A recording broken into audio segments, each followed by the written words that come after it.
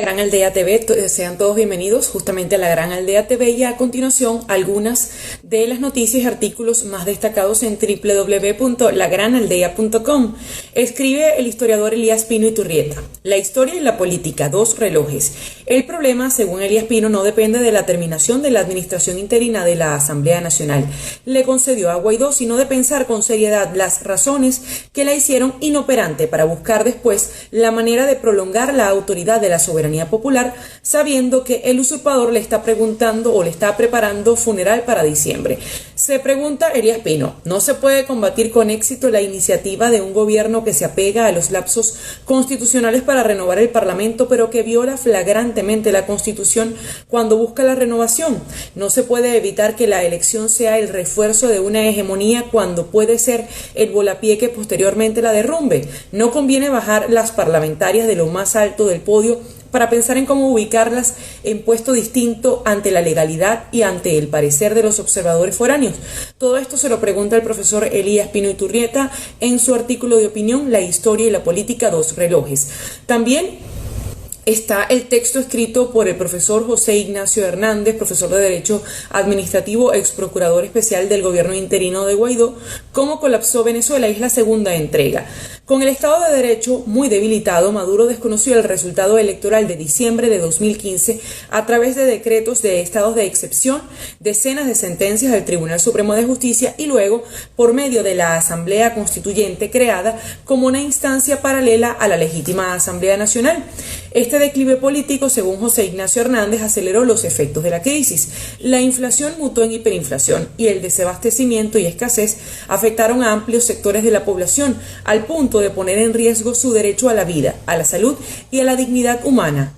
Según José Ignacio Hernández, es el inicio del origen o es el origen de la emergencia humanitaria compleja que generó una crisis masiva de refugiados y migrantes. Justamente cuando son las 8:04 de la mañana vamos a conversar con el profesor José Ignacio Hernández. Delcy Rodríguez anunció una suerte de renegociación de la deuda externa. Decía Delcy Rodríguez lo siguiente: hacía una oferta a quienes tengan una serie de bonos de la República y de los estatales Petróleos de Venezuela, de la electricidad de Caracas, sin dar mayores precisiones sobre los términos. Solo dijo: la oferta es válida hasta el 13 de octubre, pero muchos analistas han dicho que el madurismo no es reconocido por las Cortes de Estados Unidos, no es reconocido por los Estados Unidos. Entonces, ¿a qué juega el gobierno de Maduro con esta renegociación? Se lo preguntamos justamente a José Ignacio Hernández, profesor de Derecho Administrativo. Bienvenido, José Ignacio, ¿cómo está? Muy bien, muchísimas gracias por la invitación. Un placer siempre estar en tu programa. ¿A qué juegan? Juegan a hacer una oferta engañosa.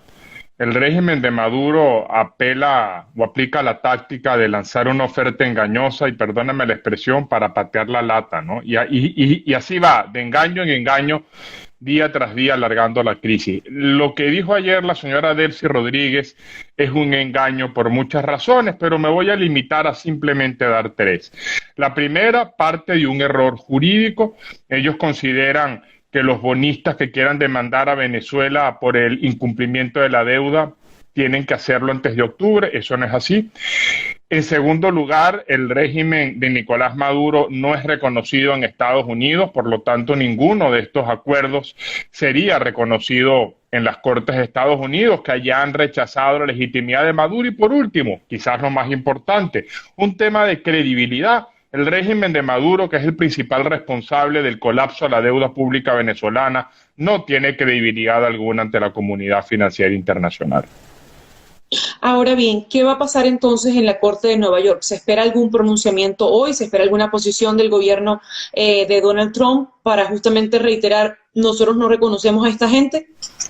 Bueno, fíjate, la deuda pública venezolana total puede estimarse en no menos de 141.000 millones de dólares. Eso es una barbaridad. Venezuela es el país más sobreendeudado del mundo desde cualquier perspectiva, y esa fue una deuda enteramente contratada por Chávez y por Maduro.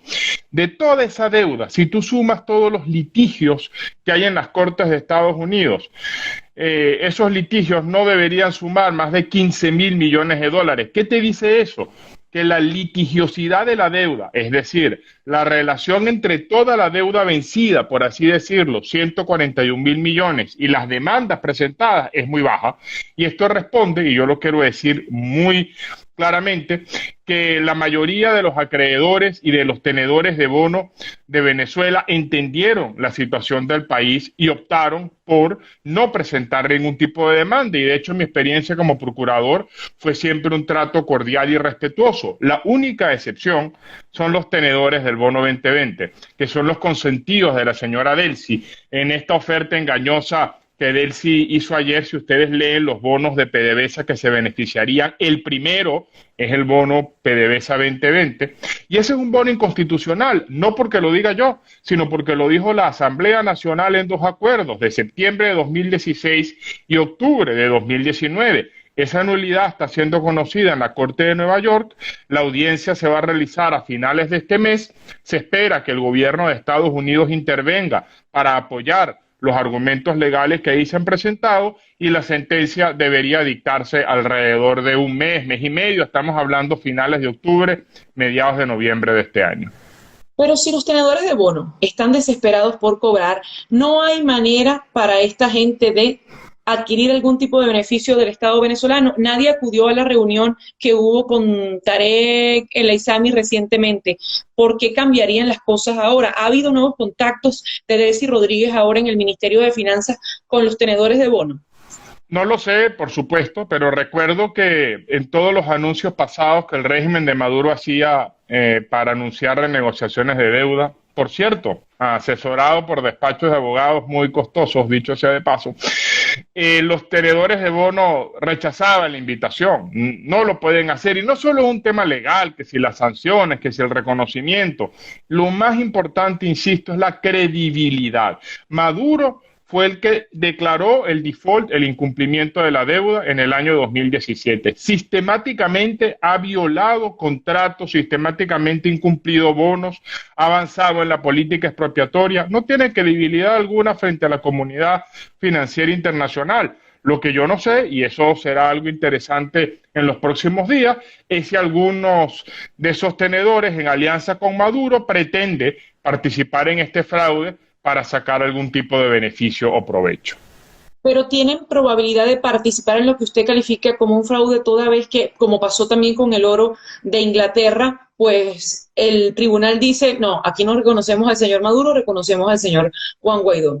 No, lo que sí puede pasar, fíjate que era la situación de Rosneft, es que se llegan a acuerdos que no pasan por Estados Unidos. Es decir, eventualmente Maduro puede decirle a un tenedor de bono, mira, yo te voy a pagar con un dinero que tengo yo aquí en Andorra, por ejemplo, o te pago con petróleo en Turquía.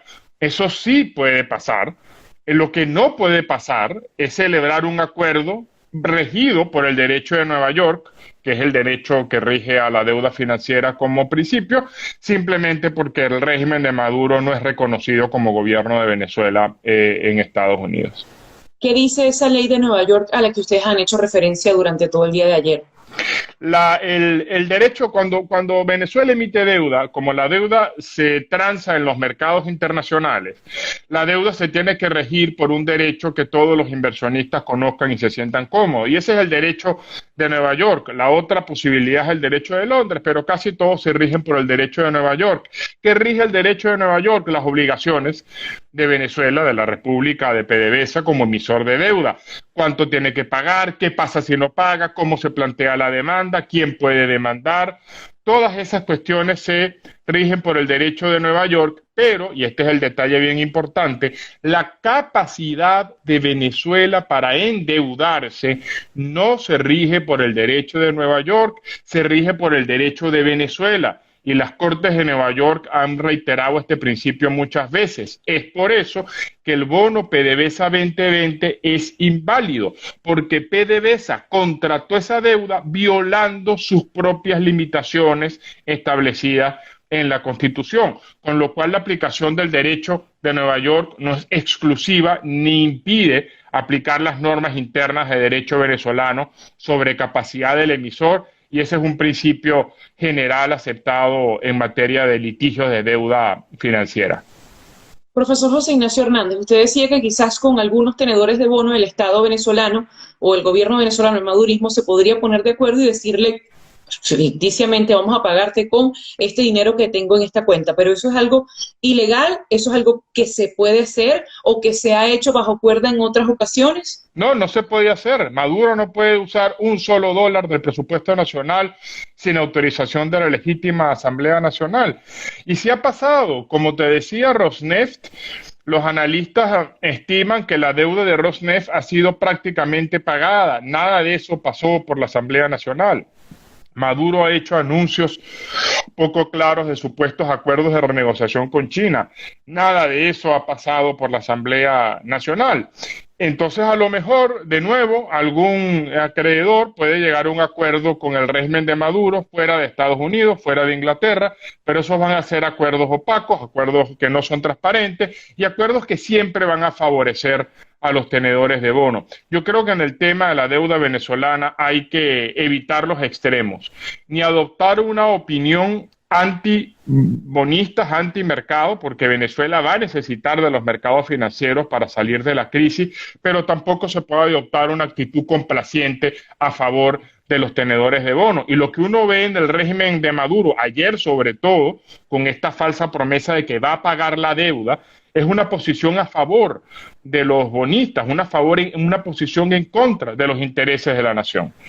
¿Con qué objetivo Maduro quiere tener buena amistad con los tenedores de bono? Bueno, mira, no lo sé, no te voy a mentir. Eso, la parte política yo no termino de entenderla. Puede ser simplemente un pote de humo o puede ser una especie de oferta que le hace Nicolás Maduro a ciertos actores de la comunidad internacional de lo que pudiera pasar con una Asamblea Nacional controlada por Maduro. Una clara señal de que una Asamblea Nacional controlada por Maduro no va a molestar a los acreedores, no va a molestar a los tenedores de bono. Te digo, la mejor muestra que debería indignar a todos los venezolanos es que el régimen de Maduro pretende reconocer a los bonos PDVSA 2020, de nuevo ignorando los acuerdos de la Asamblea Nacional que de manera clara determinan la invalidez de esos bonos. Con un Nicolás Maduro tomando la Asamblea Nacional, justamente ahora que da esa opinión, ¿qué consecuencias podría haber para esas renegociaciones de la deuda que se están intentando? Una vez Nicolás Maduro tome el Parlamento en enero, si es que ocurre. Ninguna. Un parlamento bajo el control de Maduro tendrá la misma legitimidad y reconocimiento que el parlamento de Parra y el parlamento constituyente. O sea, cero, nada. Entonces va a ser una pérdida de tiempo. En enero Maduro va a estar exactamente igual. Y de nuevo, a lo mejor hay algunos aventureros, tenedores de bono, acreedores que les gusta hacer negocios con gobiernos oscuros, que se animen a ese camino, pero mi experiencia como procurador era que en términos generales la gran mayoría de acreedores y tenedores de bonos son empresas serias, instituciones sometidas a un escrutinio internacional y no pueden arriesgarse a entrar en negocios con un régimen cleptocrático e ilegítimo como el régimen de Maduro. Y vuelvo a insistir con una palabra que es clave: confianza. Maduro no genera, no tiene confianza frente al mercado financiero porque fue Maduro el que decidió en el año 2017 incumplir la deuda de manera desordenada. Y a pesar que ha podido entrar en un proceso de renegociación de la deuda, como lo planteó la Asamblea Nacional, Maduro optó por razones estrictamente políticas, por desconocer a la Asamblea Nacional, impidiendo, por lo tanto, un proceso de renegociación ordenado. Por lo tanto, insisto, la crisis de la deuda pública venezolana es atribuible al régimen de Nicolás Maduro y a los asesores que auparon el endeudamiento irresponsable de Maduro y Chávez. Profesor José Ignacio Hernández, quedan apenas 3 meses, menos de 3 meses para esas elecciones parlamentarias que está promoviendo el chavismo, en la que la mayoría de la oposición no va a participar, pero hay un ala que está solicitando esas condiciones para poder participar. A su juicio, ¿qué se está cocinando alrededor de esa Asamblea Nacional que podría elegirse el 6 de diciembre? Se ha invitado a la Unión Europea todavía no está convencida, pero ¿qué puede cambiar si algunos actores políticos opositores con credibilidad, por ejemplo Enrique Capriles, deciden sumarse a esa contienda?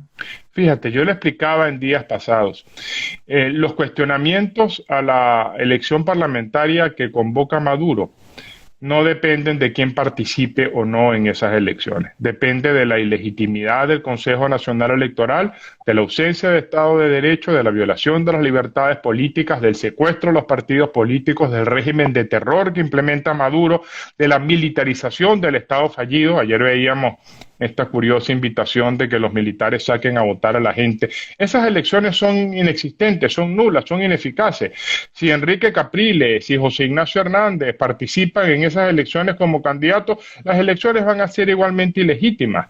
Y lo más importante, vuelvo con la palabra, credibilidad. Esas elecciones no son creíbles, no generan confianza. Nadie está pensando, ni siquiera Enrique Capriles, por lo que yo le he escuchado, que esas elecciones van a restaurar el pacto social, van a promover la transición.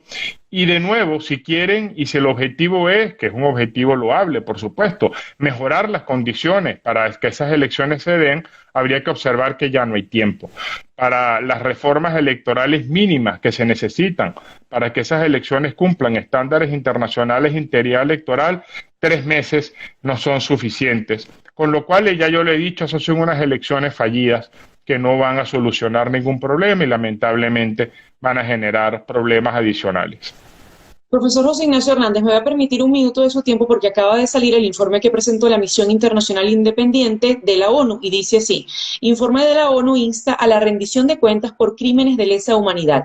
El Estado venezolano debe exigir cuentas a los responsables de las ejecuciones extrajudiciales, desapariciones forzadas, detenciones arbitrarias y la tortura e impedir que se produzcan nuevos actos de esta naturaleza, dijo la Misión Independiente de Determinación de Hechos de Naciones Unidas. La misión investigó 223 casos, de los cuales 48 incluyen como estudio de casos exhaustivos en el informe de 443 páginas. Examinaron además 2.891 casos para corroborar los patrones de violaciones y crímenes.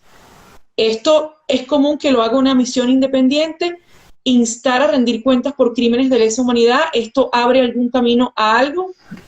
Lamentablemente eso muestra el diagnóstico que yo he venido haciendo de Venezuela, que valga la cuña, está en una serie de artículos en La Gran Aldea.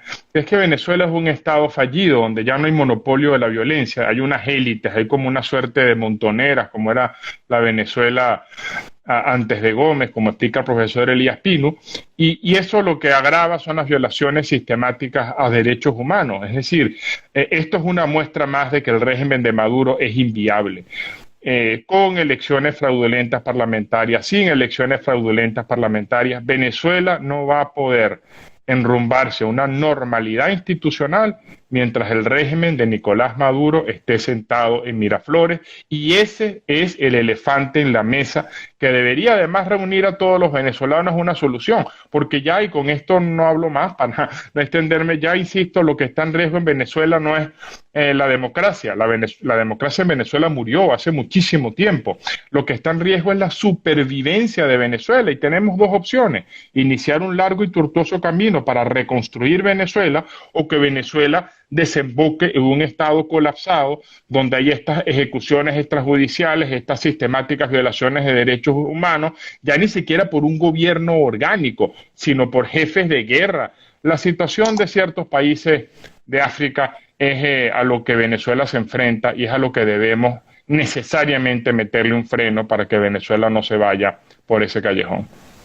Que la ONU, Naciones Unidas, que sí reconoce a Maduro, habla de crímenes de lesa humanidad, ¿puede ser algo nuevo, algo que pueda cambiar en este momento el panorama que estamos viviendo los venezolanos, o seguimos en la nada, como usted mismo dijo, hacia prácticamente los países africanos y sus situaciones? No, es un gran paso, sobre todo porque demuestra el fracaso de la tesis de Maduro de volver al ruedo internacional con sus fallidas elecciones parlamentarias. El régimen de Maduro es un régimen cleptocrático, violador de derechos humanos, criminal, forajido, y ese estudio independiente realizado además con mucha minuciosidad, y lo sé yo muy bien además porque muy a mi pesar yo soy parte de ese informe como víctima de violación de derechos humanos y fui entrevistado por los relatores. Ese es un informe demoledor que desnuda al régimen de Maduro y que debería de nuevo hacer que los venezolanos se enfoquen en lo que tenemos que enfocarnos y no perder el tiempo con ideas de elecciones parlamentarias fallidas que no, insisto, no van a solucionar ningún problema,